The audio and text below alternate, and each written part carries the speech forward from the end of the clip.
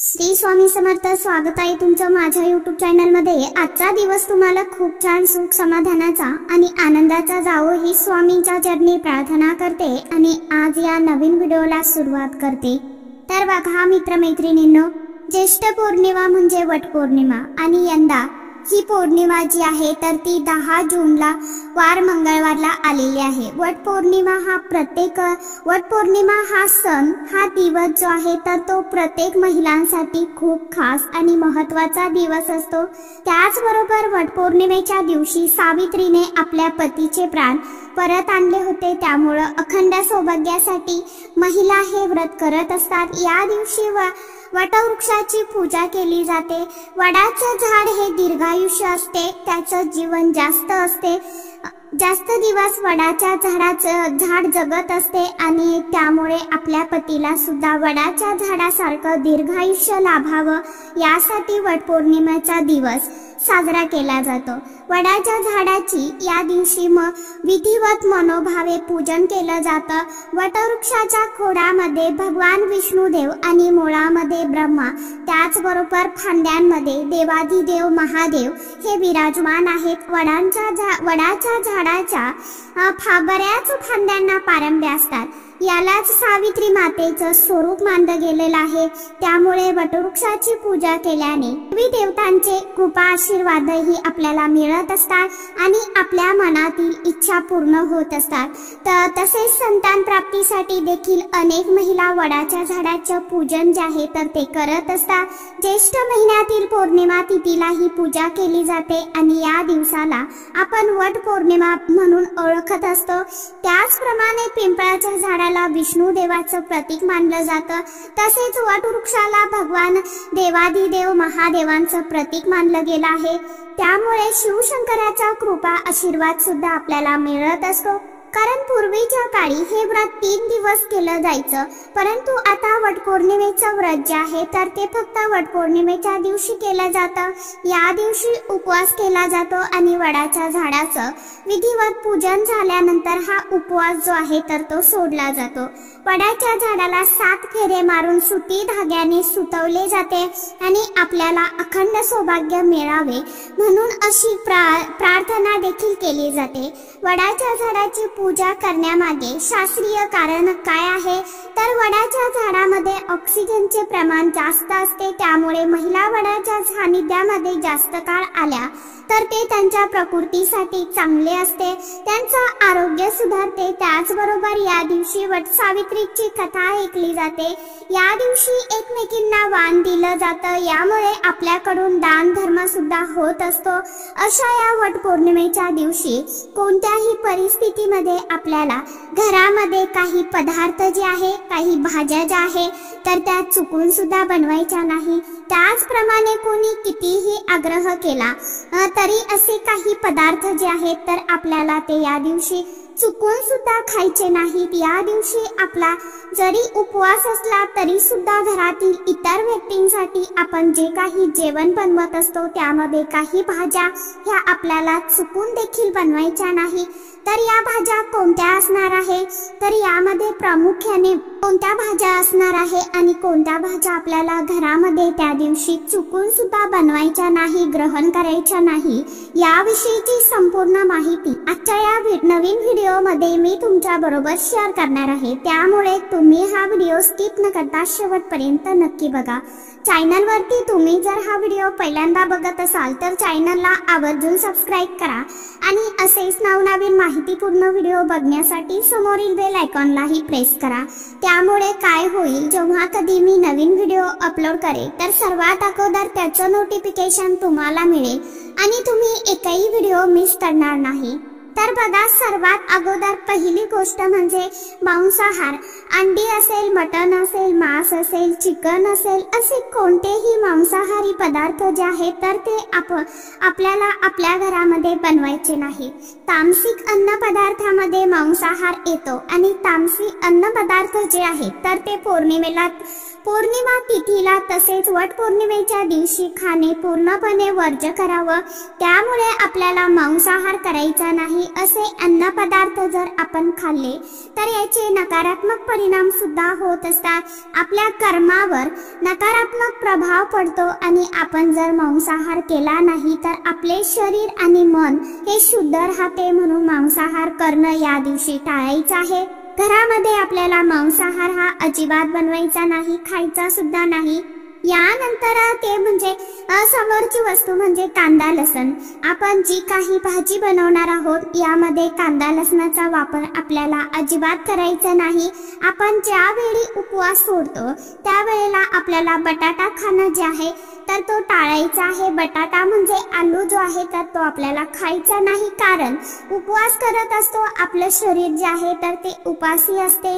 अशा वेळी आपण जेव्हा उपवास सोडतो त्यावेळेला जर आपण बटाटा खाल्ला तर बटाटा हा पचायला जड असतो, सोबतच वायताळ असतो. त्यामुळे आपल्याला उपवास सोडताना बटाटा खाणं सुद्धा टाळायचं आहे.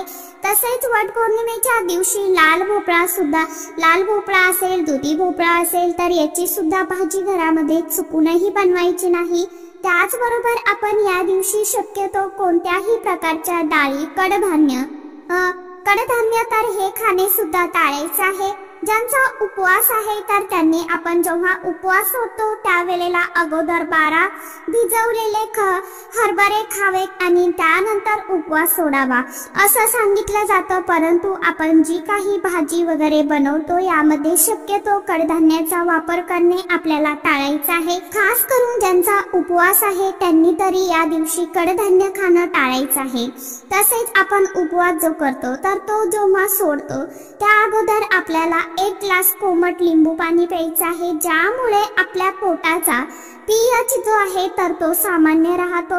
तर अशा प्रकारे या दिवशी मांसाहार, कांदा लसण हे तर आपल्याला पूर्णपणे वर्जच करायचं आहे. परंतु वटपौर्णिमेच्या दिवशी आपल्याला जर कोणी काही पदार्थ खाण्यासाठी देत असेल, आग्रह करत असेल तर मग असे पदार्थ खाणे सुद्धा आपल्याला टाळायचं आहे. कारण पौर्णिमा, अमावस्या अशा तिथींना काही वस्तू जर आपण दुसऱ्यांकडून खात असू तर याचे नकारात्मक परिणाम होत असतात. खास करून आपले जे शत्रू आहेत किंवा आपले जे लोक वाईट चिंतात तर अशा लोकांकडनं आपल्याला ह्या वस्तू घेऊन खाणं टाळायचं आहे. आपल्या आयुष्यामध्ये बरीचशी अशी लोक आहेत की ज्यांना आपलं चांगलं झालेलं बघवत नाही. अगदी आपल्या जवळचे लोक सुद्धा यामध्ये सामील असतात. त्यामुळे आपल्याला असे काही पदार्थ या दिवशी खाणं कटाक्षाने टाळायचं आहे. कोणते असे पदार्थ आहे तर त्यामध्ये सर्वात महत्त्वाचं म्हणजे पांढरी मिठाई, दही, भात, खीर. आता जर आपल्याला एखाद्याने, आपल्या जवळच्या व्यक्तीने पांढरी मिठाई दिली आणि ती व्यक्ती अशी आहे की ज्या व्यक्तीच्या मनामध्ये आपल्याबद्दल काहीही नाही, ती व्यक्ती अतिशय चांगली आहे, तर अशा व्यक्तीकडनं आपण पांढरी मिठाई घेऊन खाऊ शकतो. परंतु ज्या व्यक्ती आपल्या वाईटावर आहे, आपल्याबद्दल त्यांच्या मनामध्ये कपट आहे, आपल्याबद्दल त्यांच्या मनामध्ये वाईट भावना आहे, अशा व्यक्तींकडनं चुकून सुद्धा आपल्याला पांढरी मिठाई घ्यायची नाही आणि ती ग्रहण करायची नाही. त्यांनी तुम्हाला कितीही आग्रह केला आणि खायला दिली तरी सुद्धा खायची नाही. मंदिरातील प्रसाद वगैरे आहे असं सांगून जर आपल्याला ती खायला दिली तर आपण ती घ्यायची आहे आणि एखाद्या झाडाखाली ठेवायची आहे. कारण एखादी व्यक्ती जी आहे, जिच्या मनामध्ये आपल्याबद्दल वाईट कपट भावना आहे, तर अशी व्यक्ती या पौर्णिमेच्या तिथीवरती आपल्यावरती काहीतरी नकारात्मक क्रिया करू शकते. म्हणून आपल्याला पांढरी मिठाई, दही, भात, खीर हे पदार्थ आपल्या शत्रूकडनं खाणे टाळायचे आहे. यानंतर आहे ते म्हणजे चहा, कॉफी. ज्या व्यक्तीबद्दल आपल्याला संशय आहे, आपल्याला समजते की अमुक अशी व्यक्ती आहे की जिला आपलं बघवत नाही, तर अशा व्यक्तीने जर आपल्याला या दिवशी चहा पिण्यासाठी आग्रह केला किंवा कॉफी पिण्यासाठी आग्रह केला तर चुकून सुद्धा आपल्याला चहा, कॉफी, पाणी प्यायचे नाही. यानंतर आहे ते म्हणजे खाऊचं पान असेल, त्याचप्रमाणे वेलची असेल, लवंग असेल, तर असे जे काही पदार्थ आहे तर यावरती सुद्धा नकारात्मक क्रिया ज्या आहेत तर त्या पटकन होत असतात. म्हणून आपल्याला अशा व्यक्तींकडनं या वस्तू खाणे टाळायचं आहे. तसेच आपल्या वाईटावरती ज्या व्यक्ती आहेत त्या व्यक्तीने आपल्याला या दिवशी जेवायला बोलवलं तर चुकून सुद्धा या व्यक्तीच्या घरी जेवायला जायचं नाही आणि बाहेरचे हॉटेलचे खाणे सुद्धा आपल्याला जर शक्य झाले तर या दिवशी कटाक्षाने टाळायचं आहे। घरचेच सात्विक जेवण आपल्याला जेवायचं आहे। सात्विक जेवण आपण जेवल्यामुळे आपलं शरीर जे आहे तर ते सात्विक राहतं आणि आपलं मन जे आहे तर ते सुद्धा सात्विक राहतं। आणि या दिवशी आपल्याला जास्तीत जास्त सात्विक आहार जो आहे तर तो ग्रहण करायचा आहे, म्हणून आपल्याला सात्विक भोजन जे आहे तर तेच ग्रहण करायचं आहे। परंतु चुकूनही खास करून आपल्या शत्रूंकडनं जर काही गोष्टी आपल्याला खायला दिल्या गेल्या, जसं की आपण अगोदर सांगितल्याप्रमाणे दही भात, खीर, पांढरी मिठाई, चहा, कॉफी, विड्याचं पान या व्यतिरिक्त सुद्धा इतर काही पदार्थ जर आपल्याला देत असतील तर आपल्याला स्पष्टपणे त्यांना नाही म्हणून सांगायचं आहे, कारण यामुळे आपल्यावरचा नकारात्मक प्रभाव वाढतो आणि आपल्या आयुष्यामध्ये काहीतरी अडीअडचणी, अडथळे, संकटे, दुःख हे येऊ शकतात। हे सर्व टाळण्यासाठीच आपल्याला हे काही पदार्थ जे आहेत तर ते इतरांकडनं घेऊन खाणं आपल्याला टाळायचं आहे। कोणी अगदी कितीही आग्रह करत असेल, अगदी आपल्या जवळची व्यक्ती असेल आणि ते आपल्याला खूप हट्ट करत असेल, जर या गोष्टी देत असतील तर आपल्याला वेळी सावध व्हायचं आहे। त्याचबरोबर कधीही आपण अमावस्या असेल, पौर्णिमा असेल तर या दिवशी आपण चुकून सुद्धा परान्न जे आहे तर ते घ्यायचं नाही। शक्यतो परान्न घेणं आपल्याला टाळायचं आहे। आता तुम्ही म्हणाल फक्त परान्न म्हणजे काय, तर आपण दुसऱ्यांच्या घरचं चहा पिणं असेल किंवा भाजी असेल, पाणी असेल तर या सारख्या गोष्टी आपण कधीही अमावस्या आणि पौर्णिमेच्या दिवशी चुकून सुद्धा ग्रहण करायच्या नाही। लक्षात ठेवा, कारण की या दिवशी जेवढी सेवा उपाय करतो, जेवढी